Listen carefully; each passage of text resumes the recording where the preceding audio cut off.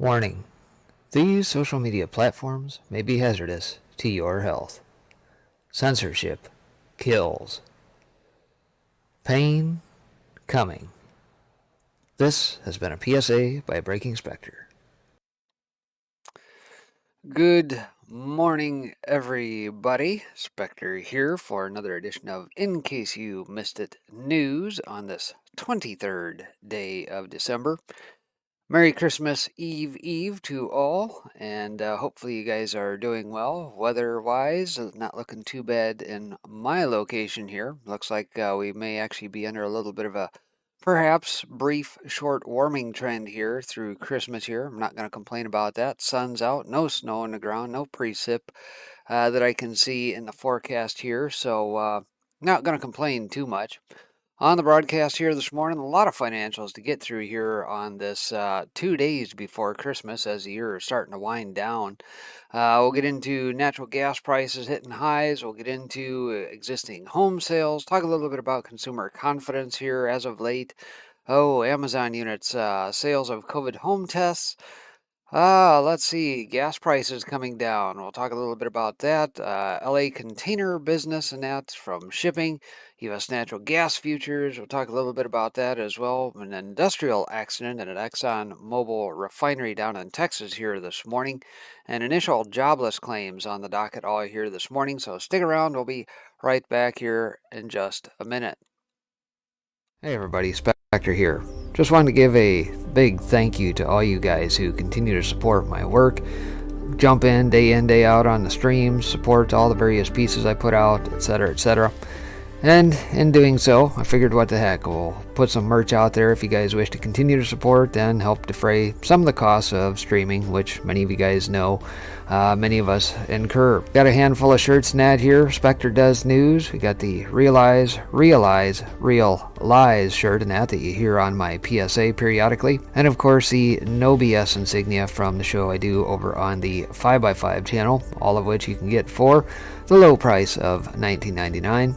Aside from that, you can get the Let's Go Brandon hashtag FJB shirt as well in a variety of colors. And I've recently added the hoodies in a variety of colors you can get right there as well.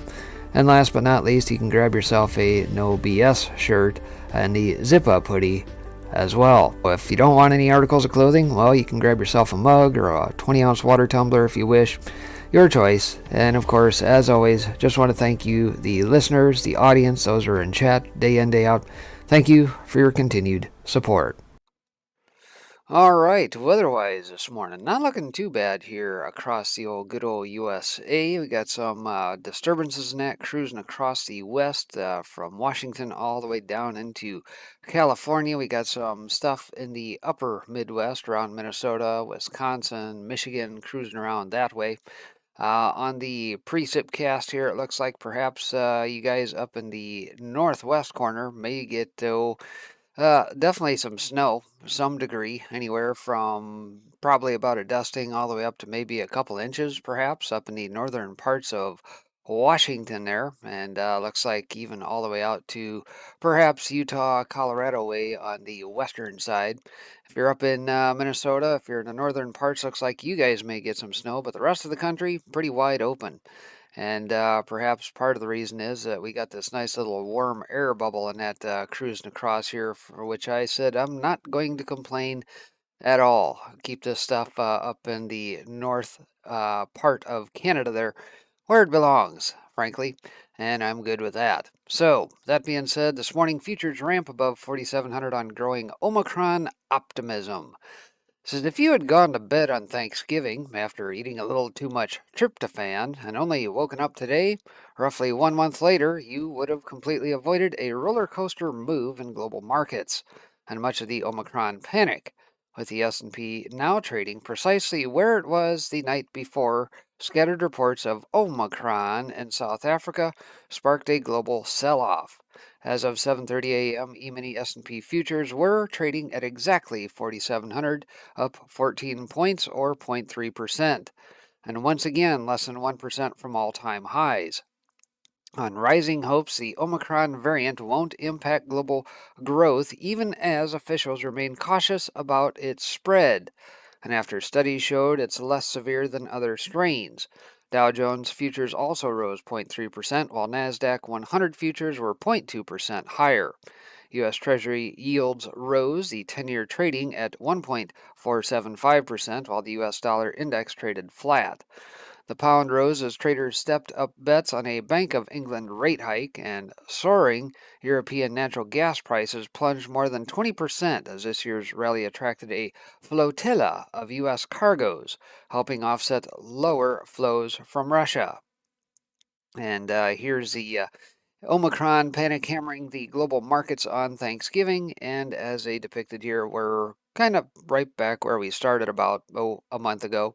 A lot of seesawing and activity because of this whipped up frenzy.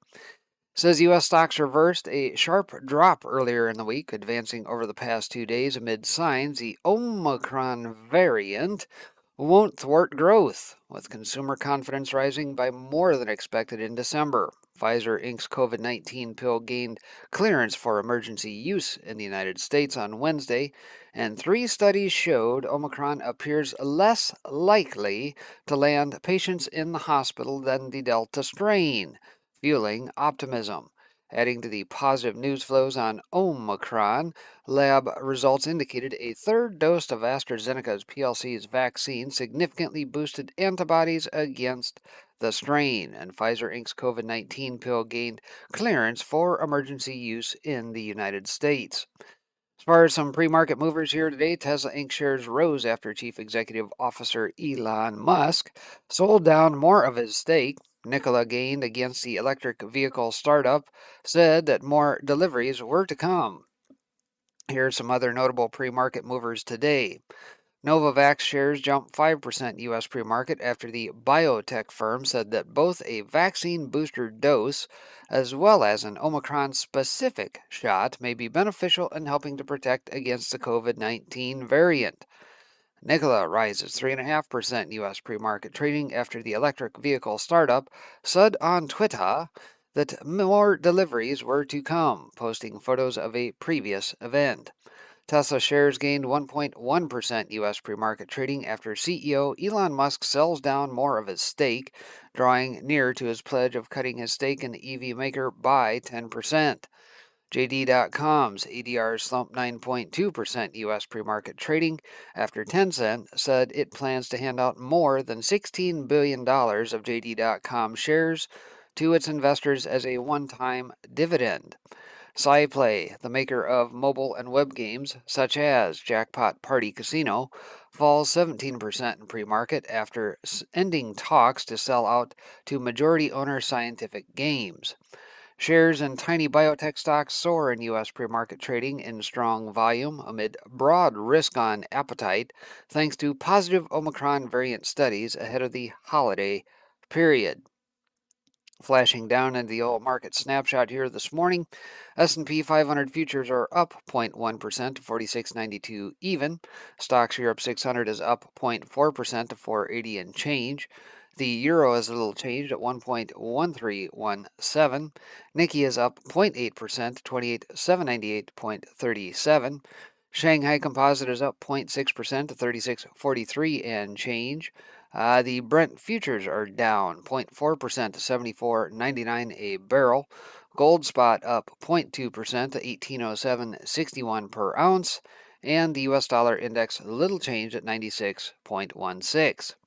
Some other overnight news out of Bloomberg. The highly mutated Omicron variant appears less likely to land patients in the hospital with COVID-19 than the Delta strain, according to preliminary data from a trio of studies.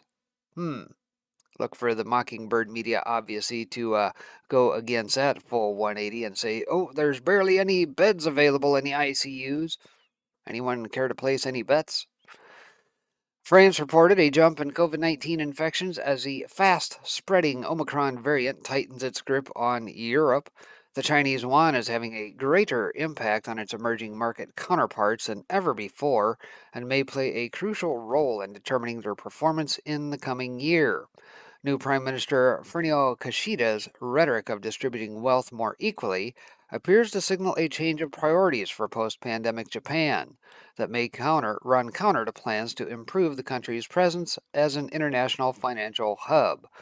And oil settled at the highest level in nearly a month after U.S. crude stockpiles decreased and economic data pushed equities higher. Some other news out of News Squawk over to Asia. Asian stocks head for a third day of gains as Tencent shares rally. Alibaba-backed RoboSense said to pick JP Morgan for Hong Kong IPO. Foreigners haven't finished selling India stocks, according to Street Wrap, and Asia traders are most bullish stocks, according to Europe Least Markets Live. Back to Europe says Spain revises GDP growth sharply higher after data doubts. Traders ramp up Bank of England bets to see key rate at 1.25% next year. UK PM not expected to announce post-Christmas curbs this week, according to Sky News. And pound reaches 1-month high after Bank of England rate hike bets increase. And as close as we are to Christmas, pretty busy day by way of the event calendar here today. Lots going on at 8:30 a.m. this morning. We got December initial jobless claims, estimate of 205,000, prior was 206. Continuing claims at 1.84 million, prior was 1.85. November personal income estimate of 0.4 versus a 0.5. Personal spending estimate of 0.6 versus a prior 1.3. Also at 8:30 a.m., November PCE deflator. Month over month estimate of 0.6 versus the same. Year over year estimate of 5.7 versus a 5%. PCE core deflator month over month estimate of 0.4, same, and year over year estimate of 4.5 versus a 4.1. 8:30 a.m. also November durable goods orders estimate of 1.8 versus down 0.4%. Durables less transportation estimate of 0.6, prior 0.5. Cap goods orders non-defense ex air estimate of 0.7 versus a prior, which was the same. Cap goods ship non-defense ex air estimate of 0.6 versus a prior 0.4. At 10 a.m., November new home sales month over month estimate of 3.3% versus a prior 0.4%. Also at 10 a.m., December University of Michigan sentiment estimate at 70.4, prior was the same.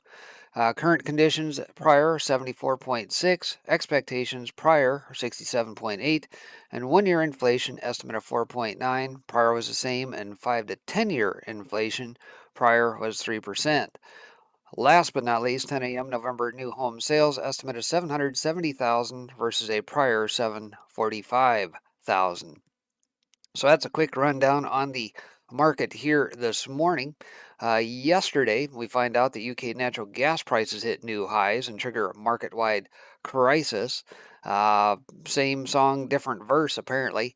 This was updated throughout the day as well, says the latest jump in UK natural gas prices has been called a national crisis by multiple energy firms and industry groups in the country. They're requesting the government protect customers and suppliers as critical Russian gas flows into Europe plunge. Nuclear outages in France and cold weather send gas prices to stratospheric levels. And on Tuesday, UK wholesale natural gas prices hit a new record high of £470 per therm. Intraday prices have since eased to £451 per therm. And there we see the asymptotic rise net that we've watched exclusively here on the channel here as we've tracked this. Doesn't seem to be abating anytime soon. Financial Times spoke with London-listed Good Energy, EDF Energy, and the trade body Energy UK about the alarming situation in the country as the winter in the Northern Hemisphere begins. This is a national crisis. Wholesale gas and power prices have increased to unprecedented levels over the last 3 weeks, creating an extremely difficult operating environment for every business in the industry, said Nigel Pocklington, CEO of Good Energy, a small renewable energy supplier. EDF Energy, the fourth largest supplier in Britain, said high natural gas prices are sending power prices skyrocketing, and it's critical for the government to act now to support energy customers. Emma Pinchbeck, chief executive of Energy UK, said Britain faces a market-wide crisis. Other treasuries in Europe have already responded to the crisis, but in the UK, the energy sector is still asking if the Chancellor knows that energy bills going up by over 50% in the new year is a problem for ordinary people, businesses, and the economy, Pinchbeck added. UK lawmakers are in panic mode to protect households by possibly capping power bills. The same is true for other politicians across Europe. Where there is a crisis, there is always a huge opportunity.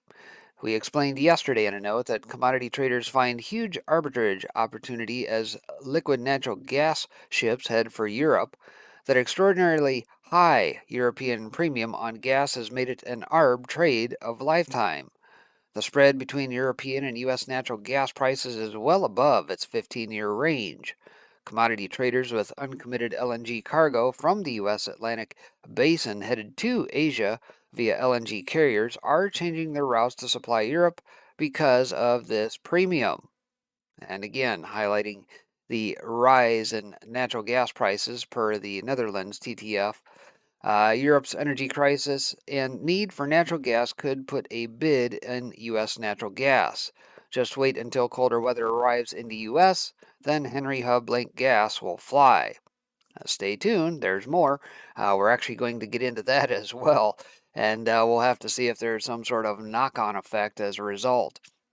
Aside from that, here this morning, we get into existing home sales disappoint November as first time buyers struggle in divided society. This is after slowing its acceleration dramatically last month. Analysts expected a considerable 3% jump month over month in December. And while they were in the right direction, the amplitude was considerably less than a mere 1.9% month over month rise. That is the third straight monthly gain and leaves existing home sales down 1.97% year over year. So, albeit we've had the last 3 months or so, and that to the positive, we're still below the line here and trending upward, obviously. But we'll have to see once we get the report for January whether or not we broke even or not.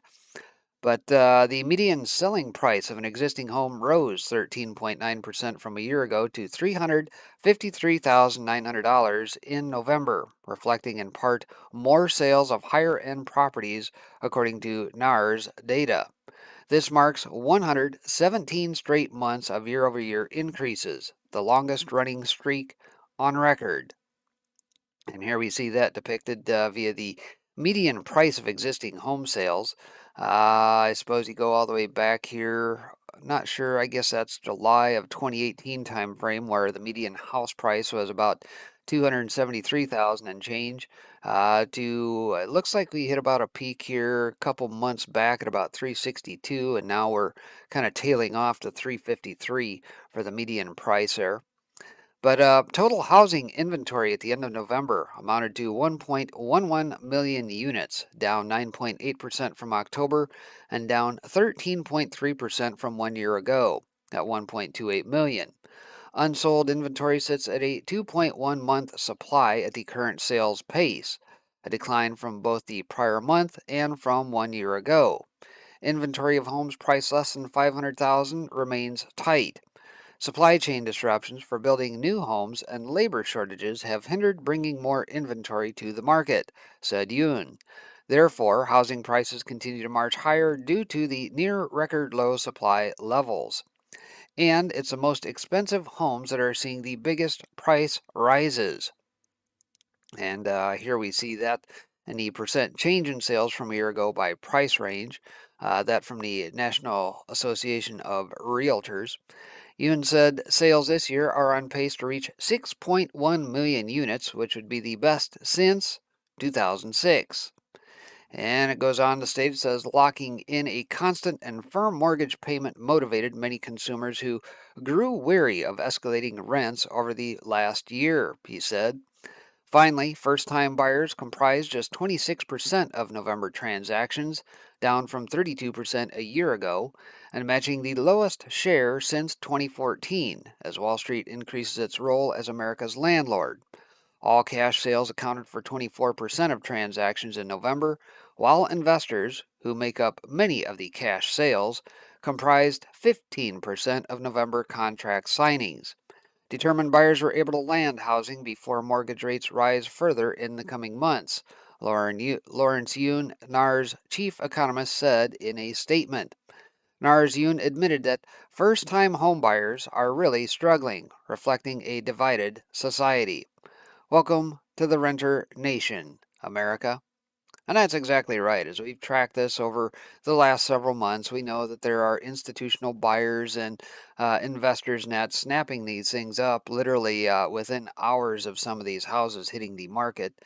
And makes it awful doggone tough when, you're living paycheck to paycheck or on the stimmies or had your job, blotted out as a result of some of these lockdowns and that from last year. Awful doggone tough to get ahead. But that's exactly what they're pushing for. They're trying to push everybody into one class, eliminate the middle class, period, and turn us into a nation of rentiers. So, aside from that, let's get into consumer confidence rebounds modestly in December thanks to holiday hope. Says after hope unexpectedly falling back to post COVID lows in November, analysts expected a modest rebound for the Conference Board's Consumer Confidence Survey in December. And they were right, thanks to a big bounce in hope.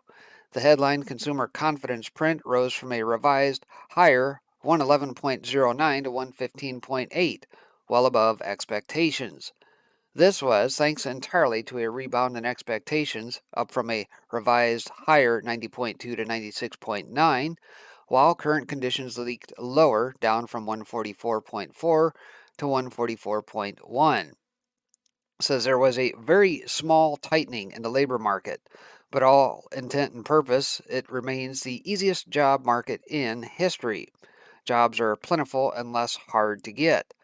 And we've tracked that here, and I don't remember the ratio at the moment, how many jobs are open per number of people on the sidelines at the moment, but there definitely are jobs. And of course, as we weed our way through some of these mandates and whether or not companies of 100 employees or more are indeed going to try and implement that, perhaps many of these jobs will actually go higher yet, but they're going to find that they're going to have even harder time getting labor for those that are not going to abide in said mandates.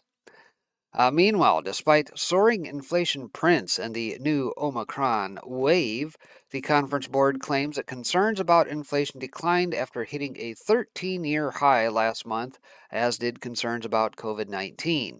The Conference Board did add that, looking ahead to 2022, both confidence and consumer spending will continue to face headwinds from rising prices and an expected winter surge of the scamdemic. Finally, we wonder just what the difference is between the respondents from University of Michigan and the conference board.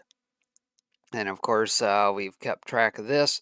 Definitely had a divergence here, back probably about 2015 timeframe, and again here as the scamdemic weeded its way through last year, quite a divergence from the conference board, consumer confidence versus the University of Michigan, and as we stated at the onset here, those figures are to come out here yet this morning. It seems pretty clear that the conference board participants get a little overexcited by the uptrend. So yeah, which one do you believe? Well, you decide. So that being said, off to Amazon. They're limiting sales of the COVID home test to 10 per person. Mind you, this is right after we just had President Biden here say they're going to distribute, what was it, 500 million, something like that. But guess what? It's not going to hit till January. I question why we even need to test at all, frankly. Says looks like President Biden beat Amazon to the punch when he unveiled plans earlier this week that he would buy and distribute 500 million COVID tests to Americans starting as soon as possible. Says the e-commerce giant has been so heavily inundated with orders for tests ahead of the holidays that it has opted to limit purchases of the at-home PCR test kits to 10 units per shopper for the time being, according to CNBC. An Amazon spokesperson told CNBC that the company is experiencing inventory shortages on some COVID tests due to increased demand. The company is working to secure additional COVID test inventory from its selling partners, the spokesperson said. Well, we have some news for Amazon. It can try as hard as it wants to secure more tests, but President Biden's latest purchase from the government might ultimately prove redundant, since it's looking increasingly likely that Americans and their insurance companies might have paid for them instead. With rising COVID case numbers in the U.S. fueling the latest wave of holiday travel paranoia, pharmacy chains Walgreens and CVS Health also said Tuesday that they would limit how many at home COVID test customers can purchase both in store and online. Other COVID tests aside from the PCR test, seen as the gold standard, are also seeing their case numbers surge. Meanwhile, tests available from other vendors on the Amazon marketplace have also been capped. The top selling at home COVID test made by California based iHealth Labs was limited to 5 tests per person. Says it's up to third party sellers and vendors to set their own purchase limits, an Amazon spokesperson said, though the same spokesperson didn't respond to questions from CNBC and other media outlets asking when it began experiencing test shortages. As producers scramble to produce new tests at an unprecedented clip, on the other side of the world it appears the Omicron quote unquote wave that just yesterday Billy Boy Gates said would be responsible for the worst COVID wave yet is already fizzling in South Africa, seen as the crucible of the new variant, sees a significant drop in cases that has taken the rate of transmission back below the critical 1 mark. So perhaps maybe all this jazz about getting everybody tested or having test kits and that available, 500 million or not, perhaps even though the government may be snapping these up and all these folks who invested in said outfits like iHealth or whatever the heck it is, they'll make their money, but ultimately they'll probably have a lot of inventory on hand because people won't need them if we have indeed peaked. And I suspect that if South Africa has already peaked, then chances are it won't be long before the rest of the world catches up. And by the way, just as a quick reminder on that, I do want to remind you that I had done a piece last Thursday. This piece right here, if you go over to my Gab TV channel here, this was episode 119, PCR tests and media hype. If you have not watched that, I would strongly encourage you to watch it. And if you have friends who don't understand the business of these tests, put it in their hands so that they do. Because that's all it is at the end of the day, is a whole bunch of hype. And of course, anybody who knows or has paid attention will know that Kerry Mullis has had quite a bit to say about the PCR tests over the years.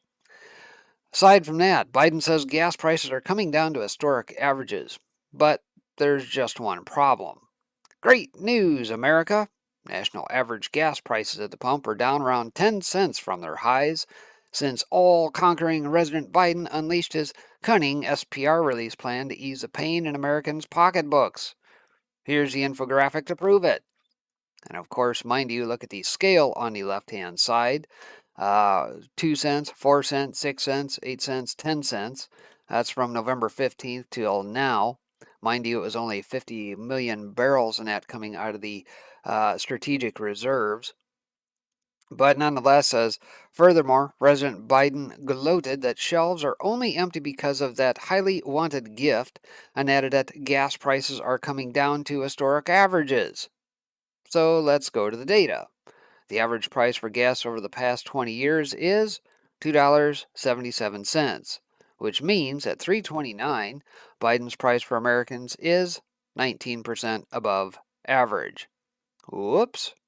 Guess perhaps Mr. Biden has taken some Common Core maths.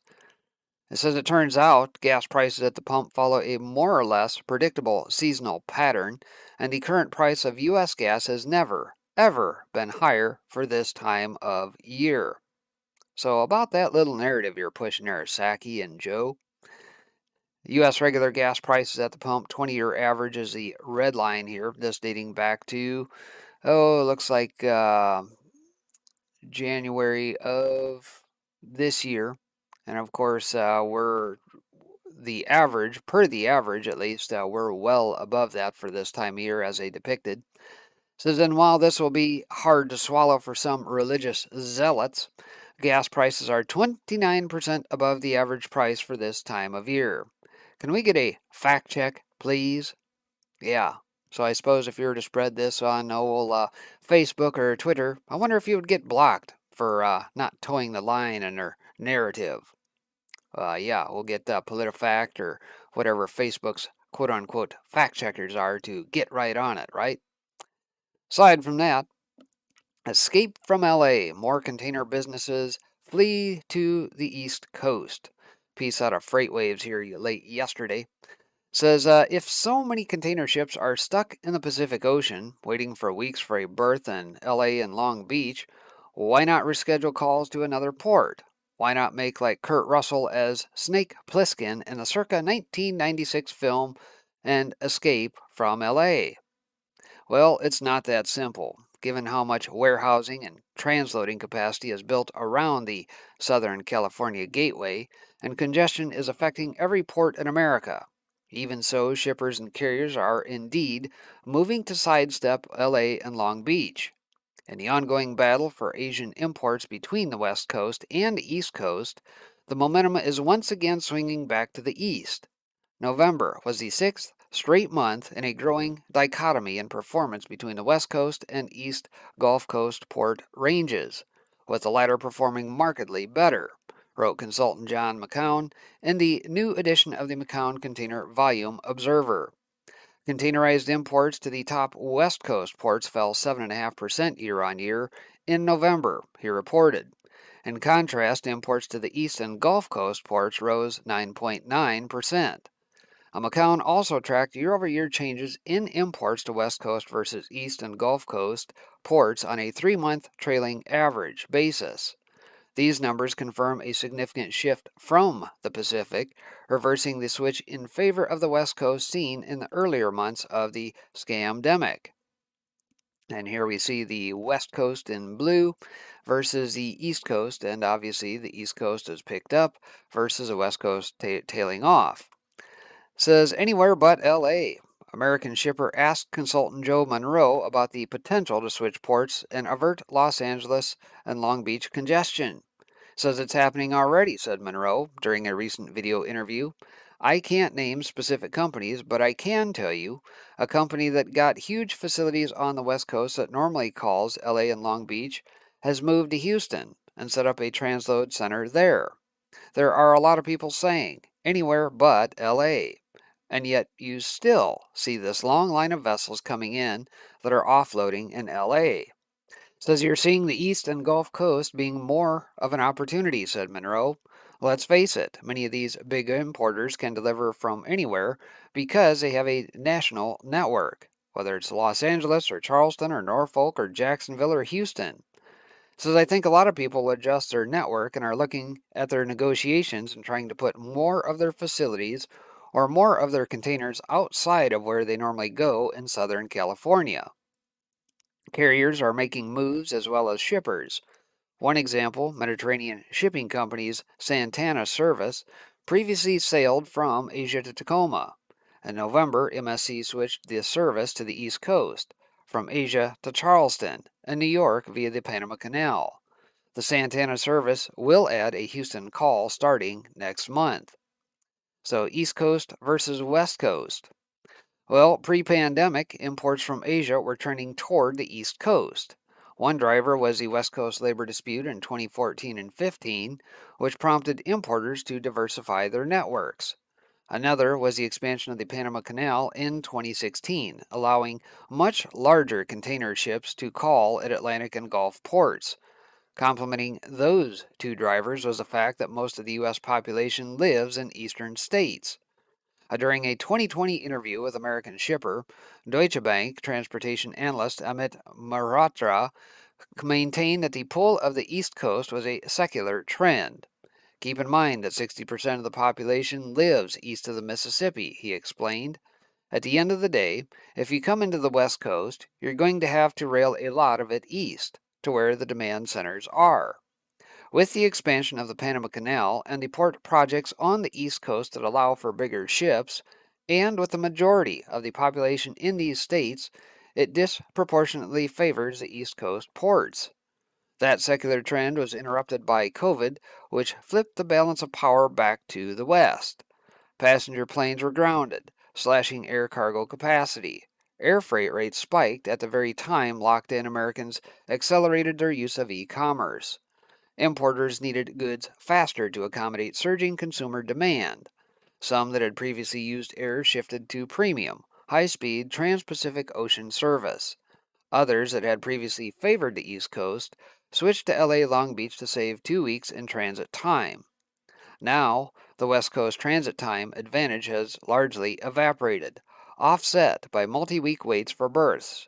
According to the Marine Exchange of Southern California, there were 94 container ships waiting for LA Long Beach berths as of Thursday. 13 of those ships had been waiting for a month or more. The vessel Wan He 516 had been waiting for more than 2 months, since October 14th. And of course, the container ships waiting in Pacific and at berths for LA Long Beach, obviously loitering or slow steaming further offshore. That is greatly picked up since they implemented their, kick the vessel's net over the horizon and out of camera shot. This new pattern that they put them in. And anchored or loitering within 40 miles. Yeah, you see that kind of tail off as they started to implement that. But all in all, at berth, we're sitting, what is that, right around the 120 mark there. And again, highlighting 94 container ships waiting. Says according to new data from Shift, average transit time from China to New York is now actually lower than from China to LA. So advantage East Coast yet again.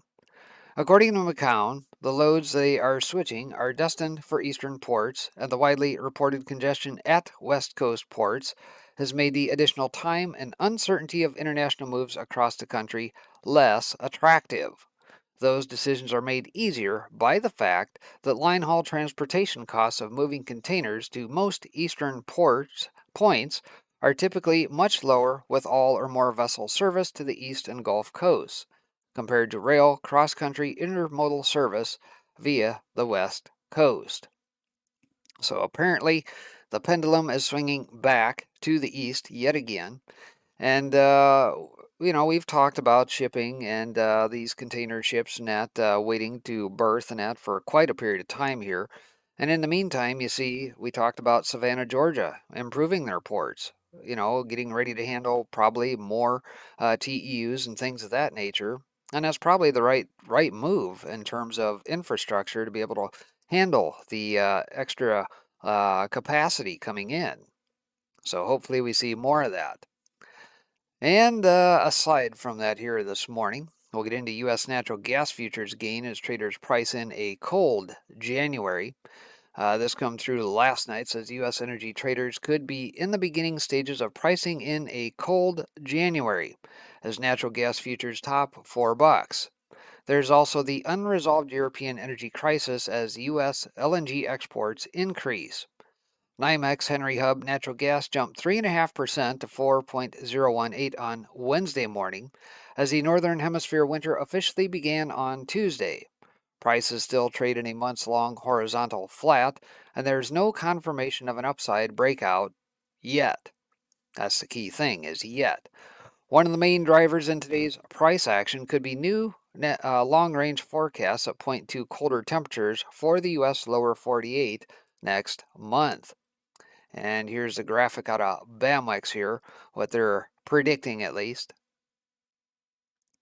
And yeah, we get that nice cold air blast coming down, and doesn't look like too much of the lower 48 is spared, albeit if you're in Alabama, Georgia, maybe southern part of South Carolina and Florida, maybe New Mexico and parts of Texas may be spared, but the rest of us, on the other hand, we're probably going to see a bit of a cold snap if the model is correct. Says U.S. lower 48 heating degree days shows temperatures are set to decline from December 25th through January 6th, which means energy demand will increase to heat a building structure. Says meteorologists at private weather forecasting firm BAMWEX released their 3 and 4 week forecast that shows a much cooler U.S. through the second half of January. And again, similar to what we just showed here on the graphic, says earlier this month, readers may recall that we noted bullish signs for natural gas were emerging as forecasts pointed to colder weather for January. As forecasts become more concrete, this could suggest natural gas futures have some possible upside. And then, of course, think of what we just covered here with Europe. Now we're sending flotillas of tankers and carriers across the pond to deliver natural gas to them. So, yeah, if we get a bit of a cold snap here that ups the amount of natural gas that businesses and homeowners use to heat their homes, you can expect that we're probably going to play a little catch up to where Europe is, and hopefully not to the same degree. Aside from that, this morning, I get a report out says major industrial accident reported at Exxon refinery in Texas. Gasoline futures rose more than 1% early Thursday morning after an explosion was reported at an Exxon Mobil refinery in Baytown, Texas. The Harris County Sheriff's Office tweeted, deputies are on the scene of a major industrial accident at 3525 Decker Drive in Baytown. The Exxon Mobil plant, some injuries have been reported. A follow-up tweet said there have been 4 confirmed injuries, 3 of which were life-flighted and 1 was taken to the hospital via ambulance. No fatalities have been reported. There is currently no shelter in place. ExxonMobil Baytown area released a statement that said the fire occurred around 1 a.m. local time. And there we see the tweet via ExxonMobil there. Says images of the refinery that produces more than 584,000 barrels of crude oil per day show part of the facility was on fire early Thursday morning. Yeah, looks pretty extensive there. Aside from that, it says as a result, gasoline futures in New York surged more than 1.5%. So was it just an accident? Was it sabotage? What is it? Don't know. I'm sure we'll get more reports out here either later today or in subsequent days. Says our industrial hygiene staff continues air quality monitoring at the site and fence line. Available information shows no adverse impact at this time. ExxonMobil continued, adding that it was coordinating with authorities as appropriate. So, as if we don't have enough issues with energy prices, whether it be natural gas or otherwise, let's throw a little extra stuff in by way of gas here. And yeah, that business where Biden says that we're at historical averages. Right. Let's see what this does. You know doggone well what's going to happen at the pump. And last but not least, by way of some financials here this morning, initial jobless claims hover at pre-COVID lockdown levels. Says with seasonal adjustments having major effects on the headline data, the reported number of Americans filing for jobless benefits for the first time was 205,000, exactly as expected and exactly the same the prior week's revised number. And here we see that depicted, so it's slightly better than November and looks to be about half of what it was in October, so a bit of an uptrend there. It says California and Michigan saw the biggest increases in jobless claims, while Missouri and Pennsylvania saw claims tumble. And here's the tracker for the state's net weekly change in initial claims by state, not seasonally adjusted. And of course, says the total number of Americans on some form of government dole fell back near 2.1 million. And here we see that depicted. It says flat at pre-COVID levels. So, bottom line, still being tracked. Time for emergency stimulus to end? Yeah, probably. And again, highlighting the fact that there are plenty of jobs available makes you wonder and kind of scratch your head a little bit and say, what's going on here? Is it because of COVID and people actually digging their heels in? I have yet to see an index or anything along those lines that actually is tracking that, albeit we've talked about it here on the broadcast here in recent weeks. I don't think there is a specific measure as of yet. So aside from that here this morning, getting into some other news out of Right Scoop, Pelosi's hack January 6th committee is now targeting Rep. Jim Jordan. And of course, maybe you've seen that a number of folks are going against the committee. The likes of Bannon, the likes of Flynn, and let's see, who else? I think there was somebody else here that all recently filed suit against the unconstitutional committees net that they've formed. I wonder if Jim Jordan will be joining them here shortly as well.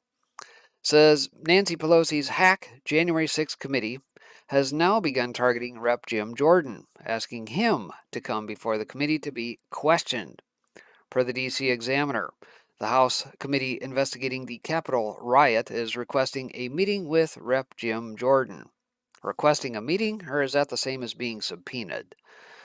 Chairman Benny Thompson told Jordan in a letter Wednesday that the panel wants to question him on any communications he had with then President Donald Trump on January 6th, when hundreds of people stormed the Capitol complex as lawmakers certified now resident Joe Biden's 2020 election win. The Select Committee has tremendous respect for the prerogatives of Congress and the privacy of its members, Thompson said in a letter. Says at the same time, we have a solemn responsibility to investigate fully the facts and circumstances of these events. Yeah, right. Says Thompson said the committee seeks voluntary cooperation from Jordan, an Ohio Republican, similar to the request sent to Rep. Scott Perry, who was recently elected to be the next chairman of the House Freedom Caucus earlier this week. Members of the panel have suggested a subpoena is possible if Perry does not cooperate. Perry said Tuesday that he declined the committee's request. The committee said Jordan might also have information about meetings Trump allies held to discuss strategies to overturn the 2020 election. Additionally, the committee said it is interested in any discussions to which Jordan was privy about potential presidential pardons for individuals involved in the events of January 6th. Right now, it's voluntary cooperation. Pretty soon they'll be subpoenaing him just like they did others in their witch hunt to destroy Trump. Says if I were Jim Jordan, I'd tell the committee to screw off and remind them that Pelosi unilaterally rejected him after he was appointed to the committee by Leader McCarthy. Ain't no way I'd give them the time of day, and I fully expect this to be Jordan's attitude. So we'll have to see.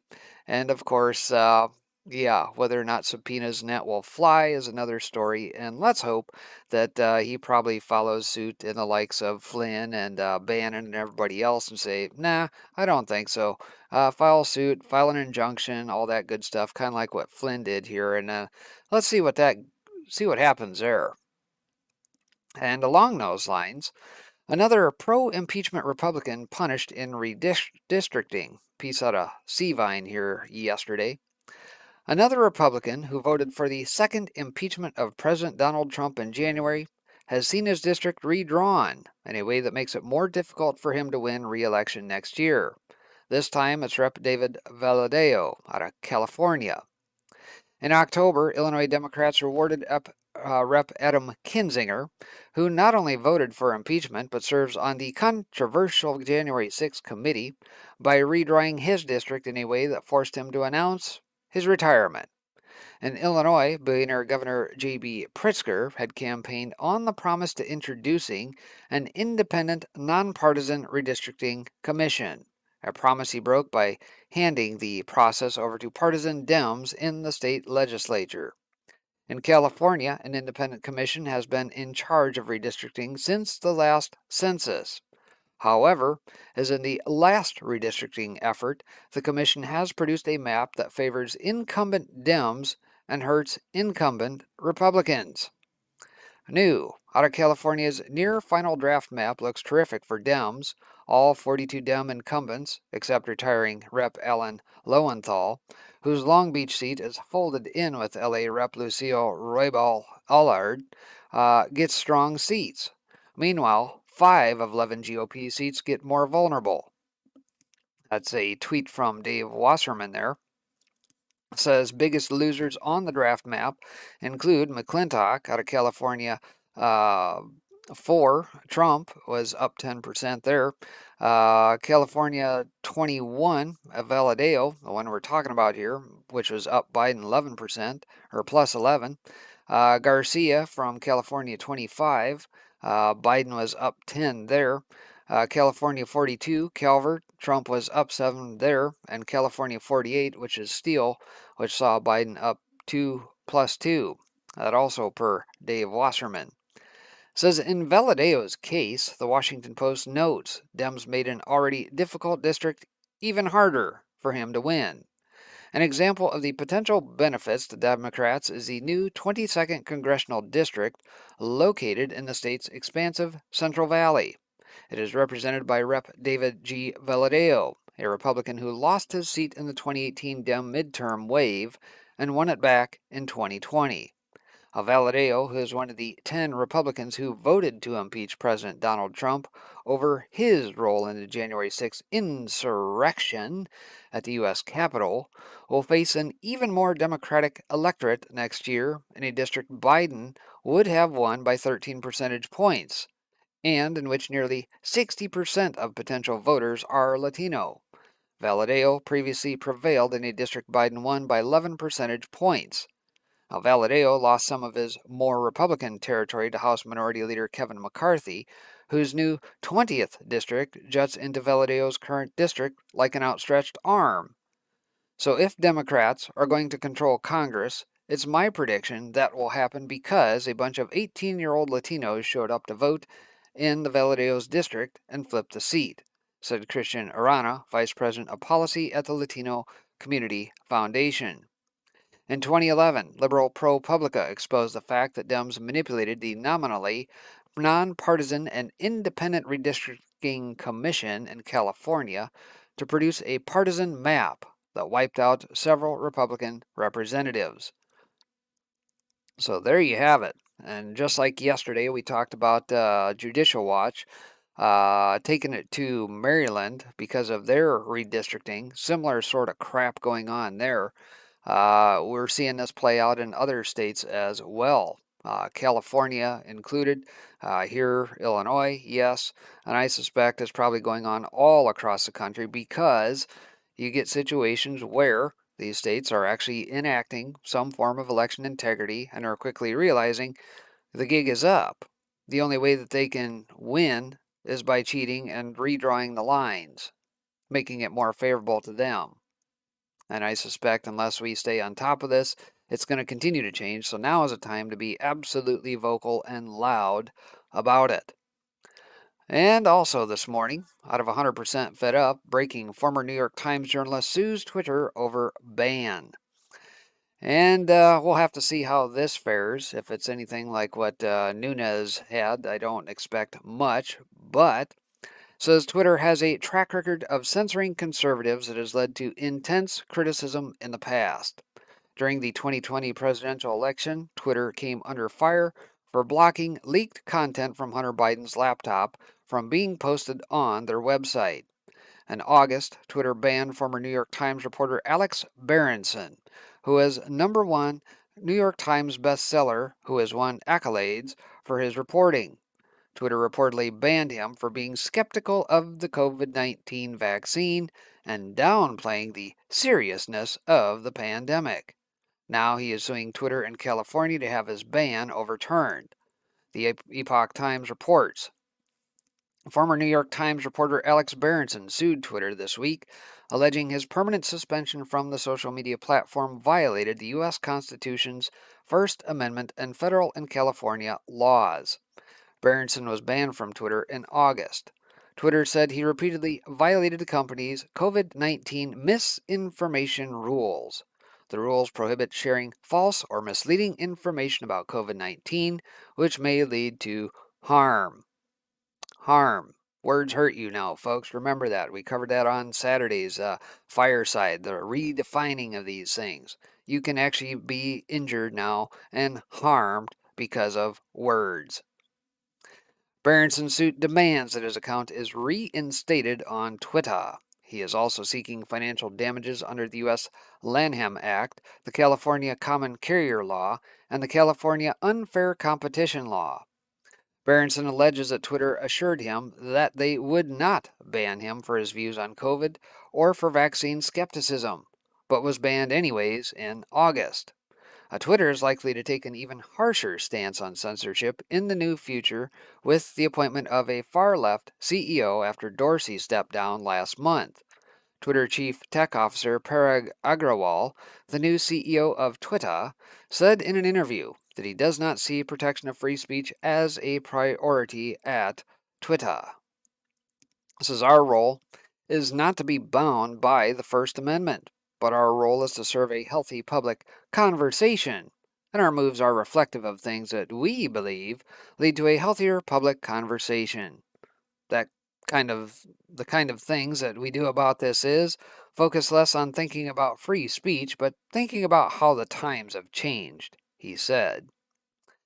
So we'll have to see how this shakes out, but perhaps maybe the better thing for Berenson to do would be to partner up with the British Medical Journal, who likely will also be filing suit after they had their stuff censored from a recent study. I don't know that the BMJ is actually going to file suit or not, but the BMJ has been around far longer than Twitter, by far. And so it'd be interesting to see if they do. And frankly, it'd be interesting if more people were to jump aboard said suit. In any case, moving on here this morning, we get this piece out of Hong Kong Free Press. It says a removal of the Tiananmen Massacre statue by University of Hong Kong sparks international condemnation. It says its creation in 1997 was a touchstone for freedom in Hong Kong. Its destruction in 2021 would be a tombstone for freedom in Hong Kong, said Samuel Chu. So just like here, stateside folks removing statues, things of that nature, and rewriting history in their image, remaking things, burn it down, and rebuild. Apparently, these guys are following suit across the way. Says rights groups, activists, and some academics have expressed shock after Hong Kong's top university removed a controversial monument to Tiananmen Massacre victims in a closely guarded overnight operation.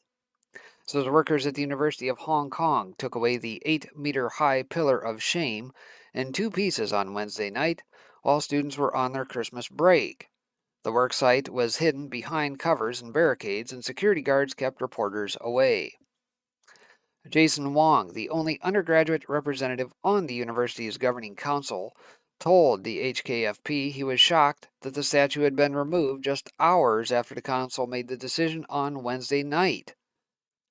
Says Wong said he spoke out against the plan at the council meeting, but turns out I did not make any difference. And there is said statue there.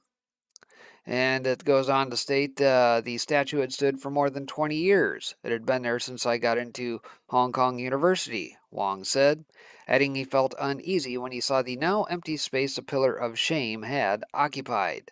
The Tiananmen Massacre on June 4, 1989, ended months of student-led demonstrations in China.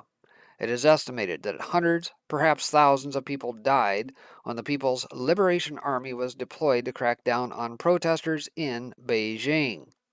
Hong Kong had marked the anniversary for decades until organizers of the Candlelight Vigil came under pressure as part of a growing clampdown on civil society under the Beijing drafted national security law.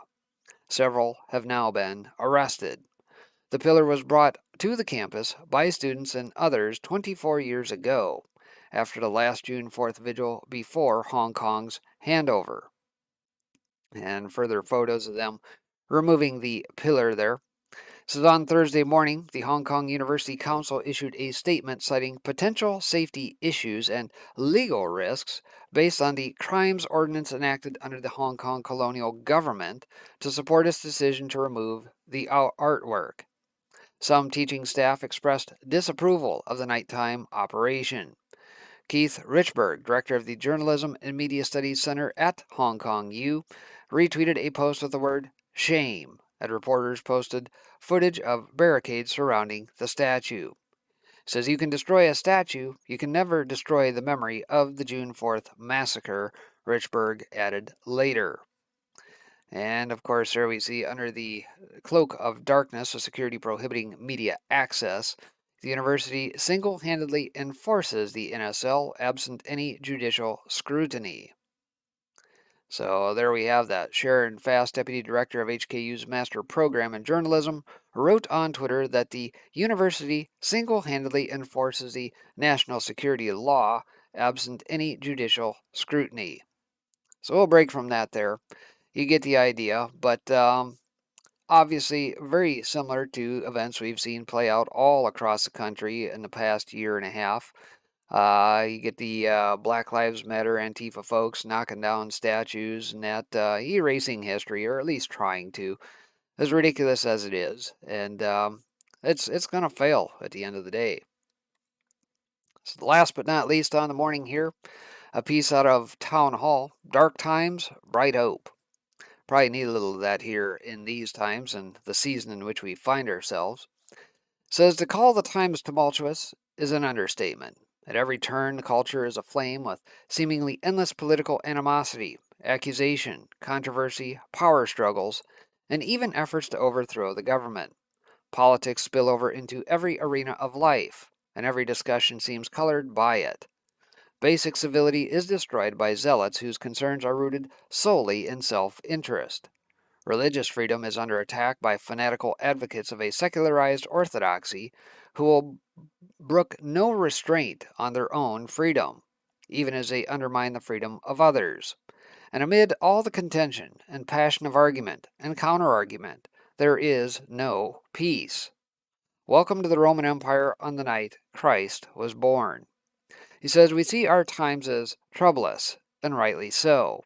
We live in a time when a great clash of orthodoxies has reached a fever pitch. The clash between submission to the God-ordained order of creation and the man-centered rebellion against God. And it is indeed true that much hangs in the balance.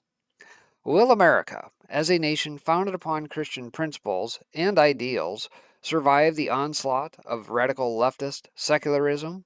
Or will the dark night of jackbooted socialist tyranny descend on the land of the free and the home of the brave? And of course, nothing new under the sun. But the scriptures admonish us to walk circumspectly, literally with our eyes on the horizon. And when the sun rises above the eastern horizon tomorrow, we should remember the Old Testament preacher who said, "There is nothing new under the sun," from Ecclesiastes 1:9. Says 80 years ago, my mother and father-in-law watched the Nazis invade Poland from the west, while at the same time the Russians invaded from the east. 6 years later, World War II was labeled the deadliest military conflict in world history, with an estimated 85 million people perishing. For believers who lived through it, they thought Hitler was the Antichrist, and the end of the world was at hand. Nearly 160 years ago, the onset of the American Civil War resulted in an estimated 850,000 military casualties. Adding in the civilian casualties brings the total to well over 1 million. Based on census data, fully 3% of the entire U.S. population perished, with hundreds of thousands of others left wounded, maimed, and devastated. On a winter day, more than 2,000 years ago, Jesus was born into a world where the average life, to borrow a phrase from Thomas Hobbes, was poor, solitary, nasty, brutish, and short. The Roman Empire's occupation of Israel was the prime source of seemingly endless animosity and conflict. Politics touched everything and were never far from people's lips. Basic civility was undermined as a politics of occupation set one faction of Jews against another. Religious freedom was regularly under attack as the Romans attempted to make pagan worship the secular orthodoxy of the day. And amid all the contention and passion of controversy, there was no peace. But there was a star in the east, faintly visible by day. It blazed brightly at night, and brought forth travelers from the east who believed it to be a fulfillment of the promises of God. And there were shepherds abiding in the fields, keeping watch over their flock by night, and an angel of the Lord appeared to them, and the glory of the Lord shone around them. And they were filled with great fear. And the angel said to them, Fear not, for behold, I bring you good news of great joy that will be for all the people. For unto you is born this day in the city of David a Savior, who is Christ the Lord. And this will be a sign for you. You will find a baby wrapped in swaddling cloths and lying in a manger. And suddenly there was with the angel a multitude of the heavenly host, praising God and saying, Glory to God in the highest, and on earth peace among those with whom he is pleased. Of course, everybody knows that from Luke 2:8 through 14. So light pierced the darkness. It says, In this manner the light of the world pierced the darkness. The tumultuous world notwithstanding, the Lord of the universe slept peacefully that night in his mother's arms. And on that starry night, politics, religious controversy, power struggles, and sectarian violence were all rendered of little importance. The temporal was overshadowed by the eternal, and with him came the thing most needed, peace on earth and the offer of peace with God. These many years later, the people of God and his heritage, the living reminders of his covenant promises. Yes, the world around us is broken. It has ever been thus, since our first parents were exiled from the garden. But the light of the world came, died, and rose again. Don't let the troubles of the world steal your joy this Christmas. So that's a good place to end it here this morning. Perhaps a little word of encouragement to folks, Ned, who may need it most. Yeah, we cover some pretty heavy stuff here on the broadcast. I'm sure many of you guys, bouncing from channel to channel, getting similar news and other things and woes and crap and that we deal with on a day in, day out basis.